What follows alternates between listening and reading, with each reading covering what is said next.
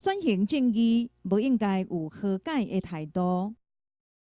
正义的对面是邪恶，面对邪恶，大部分的人拢会望公权力有够力加消除。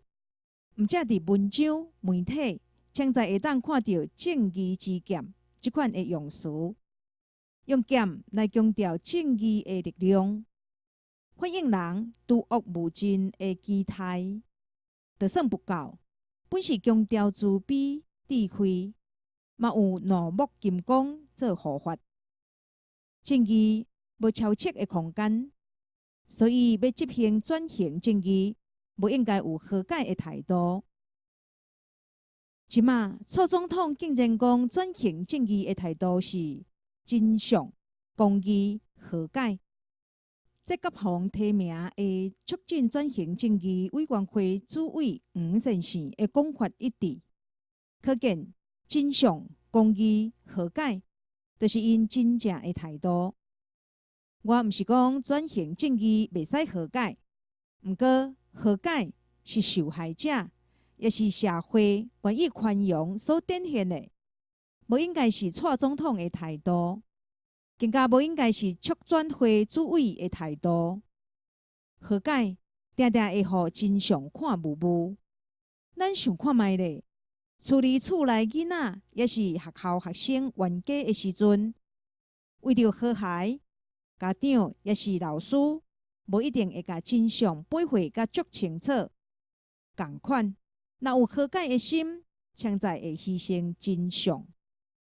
面对沉冤70年的受害者，伤害已经延伸到第2、3代啊！无真相敢会使？和解应该留予受害者决定。互糟蹋70年的台湾，敢无发现遐个威权尾流，要继续借民主的名在糟蹋台湾？遐个人敢有一丝仔反省的心？无公义做头前。和解只是留予因机会，继续糟蹋台湾尔。你看，行政院长敢若讲较歪台湾主体的话，就有歪中国的党要甲告，讲伊犯着内乱罪。认真讲，应该是遐个中国党犯外犯罪才对。转型正义有4个意义：一、显明公平的正义；二、处分造成不公不义的个人也是团体；三、赔偿安达受害的个人也是团体；四、解除不公不义的共犯结果。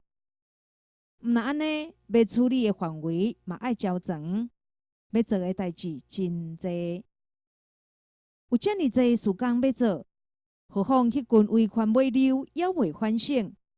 还在笑想倒头赢的时，要维护正义，就要用剑，毋是用笔。